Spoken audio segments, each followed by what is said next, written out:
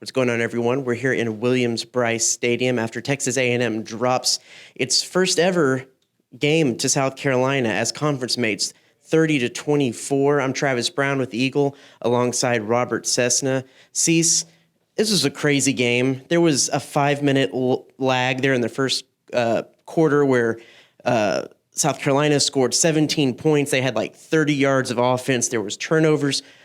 What did we just watch? We saw a very sloppy, competitive game. I thought the way it was going to start out is I thought A&M might lose this game 42-12. You don't know how good a team is sometimes you come see them play. I don't think South Carolina is a very good team because if they were, I think they would have blown A&M out. But A&M came back from that 17-0 deficit and almost put itself ahead. Yeah, let's look at that first 5 minutes as kind of a microcosm. It's 2 turnovers. There's interception. There was a crazy fumble play, that the bad snap off Haynes King's knee. There was a 100-yard kick return. How much did that surprise you that there was that many mistakes and that many ridiculous mistakes coming off of the open week?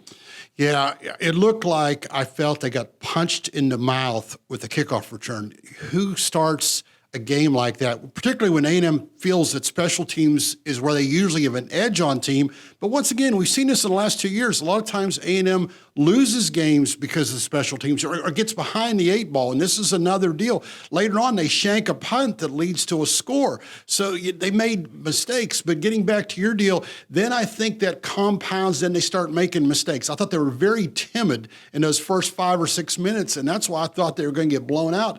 But they didn't look ready to play. I thought they looked more ready to play at Alabama than they did at South Carolina.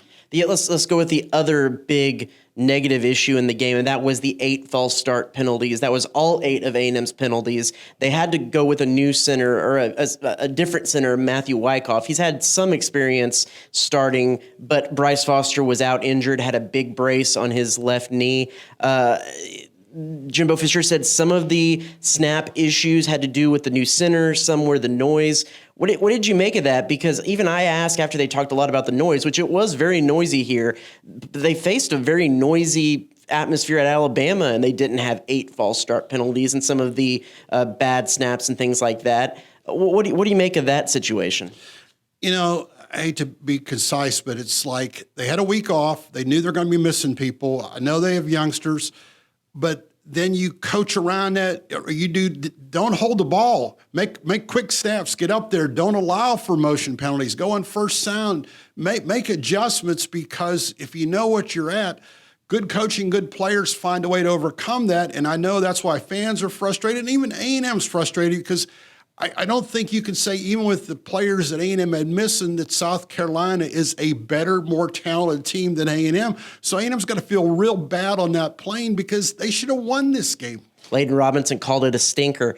Let's go with what was actually kind of good, because I think a lot of A&M fans in weeks past could point a finger at and have a lot of criticism at Jimbo Fisher and the play calling and the way the offense had played. I think through the majority of this game, save for that first 5 minutes and then a little spell there through the third quarter, this was the best game offensively that the Aggies had. It was statistically, even at halftime, other than the Sam Houston State game, most yards gained, best performance by Haynes King or any quarterback at halftime, and they finished with over 300 yards. Did that appear that way to you, that actually the offense, that there wasn't much to criticize necessarily in the play calling or the way that the offense played through the majority of the game?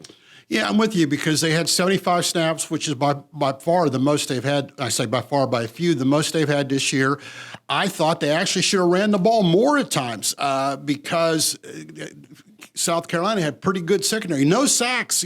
As bad as the young offensive linemen were, and you could rip them for the motion penalties, there was no sacks. Haynes King's made some plays really on one wheel.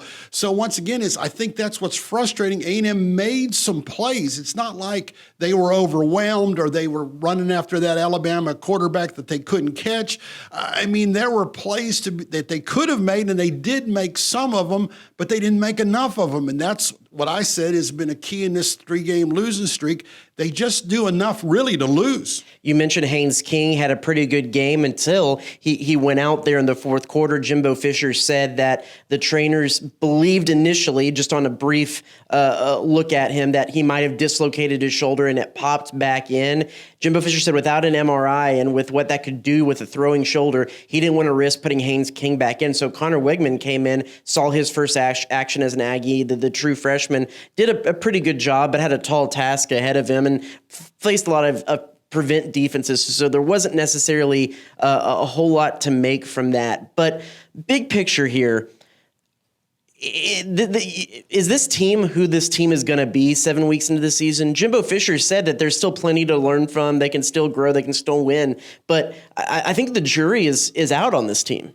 Well, as I put in my column, put a shameless plug in from, right now, this is a bad team. That's the only way you could say it. They make too many mistakes. They don't do enough. That doesn't mean they need to be a bad team next week or the following week. They're a bad team now, and none of us saw that coming, and they're not that far away. Even the Mississippi State game, you go back to the block field goal and whatever, they were there, but they just make enough plays to frustrate people.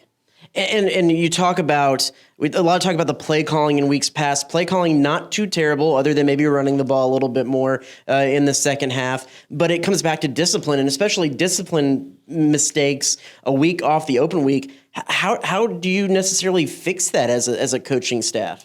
Well, once again, I blame a little bit on the players, and I never played football. I want to get that out of the way.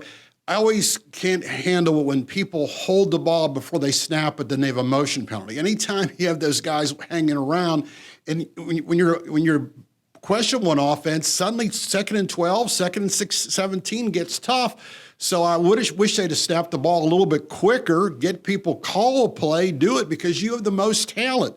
And sometimes I think you need to go back to the basics. When you watch all these teams, what are all these teams running up and down the field? They look once, the guy's not open, they hit him with the swing pass. They go right down. And even when South Carolina put the game away, what'd they do? They called plays real quick. They had like 8 yards on 7 plays, and then suddenly they had a 16-yard play, a 15-yard play, a 19-yard play, and 2 4-yards, and it was a touchdown. I think, once again, simplify things. I think you got to be simple. I know we're going to talk about this a lot more, but we'll close it out with this. A&M now 3-4. Our own Alex Miller did some research, and first time since 2009 that they've been under 500 where they haven't lost the opening game of the season, which those would be the big marquee games early in the year. They're going to probably, you would think, beat UMass. You would think they would beat Auburn with how much they've struggled. So now they need a win out of Ole Miss, LSU, and Florida to be able to get bowl eligible. Is that an achievable goal at this point? And first of all, I don't think going on the road to Auburn when this team has only won 1 game away from home, and that was when the Arkansas kicker missed a field goal. So who knows? They could have an interim coach when they go to Auburn. I'm not saying that's a gimme game. As funny as it sounds, they can still win the rest of their games, but the toughest one, I'll be like a coach, is the next one. Ole Miss is smarting off a loss. Ole Miss is going to come in and hang 30 on A&M.